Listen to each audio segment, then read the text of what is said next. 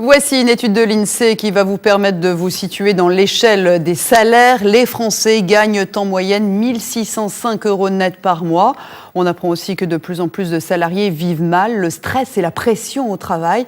Alors pour y échapper, certains choisissent le télétravail. Leur maison devient leur bureau. La formule a ses avantages. Marie-Candice Delouvrier, Antoine Placier. Pour s'adonner à sa passion, cette femme de 42 ans peut interrompre sa journée de travail dès qu'elle en a envie.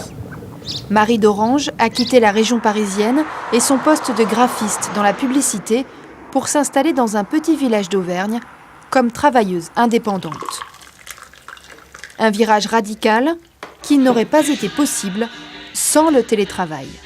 J'ai vraiment l'impression d'être dans des conditions privilégiées par l'organisation que j'ai. Je pense que j'ai trouvé une façon de vivre qui me correspond beaucoup mieux que celle que j'avais avant et petit à petit, j'améliore.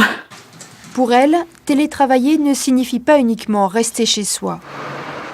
Régulièrement, elle se rend dans un télécentre. Il en existe une trentaine en France. Ici, elle peut se connecter gratuitement et confronter son expérience avec d'autres télétravailleurs. On est en équipe en fait, même si on travaille chacun pour des clients différents, on a un peu l'impression de travailler ensemble. Oui. Mais télétravailler ne s'improvise pas. À l'étage du dessus, le centre propose une formation unique en France, de plus en plus demandée. Donc il va falloir que vous éduquiez vos proches pour leur faire comprendre que maintenant, bien que vous soyez à la maison, vous êtes au travail. Ils ont tendance à croire que je suis au chômage et que je ne fais que chercher du travail. Et la partie travail, en fait, ils ne la voient pas. Les chiffres ne décollent pas en France. À peine 9% de télétravailleurs contre 19% chez nos voisins allemands et plus de 30% aux États-Unis, en Belgique ou en Suède. Je pense cela est lié à des freins culturels, notamment dans l'organisation hiérarchique des entreprises d'aujourd'hui. Mais je n'ai aucun doute, le télétravail se développera en France aussi. Et toutes les grandes entreprises qui ont expérimenté le télétravail constatent aujourd'hui des gains de productivité.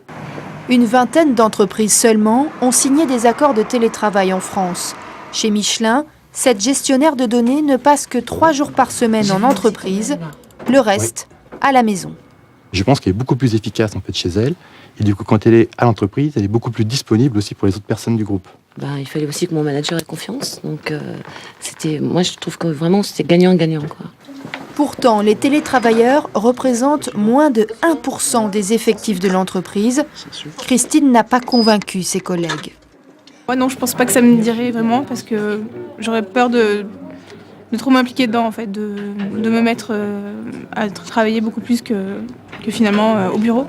Contrairement à une idée reçue, les télétravailleurs en font effectivement plus que la moyenne en privilégiant les objectifs à atteindre plutôt que le temps passé en entreprise.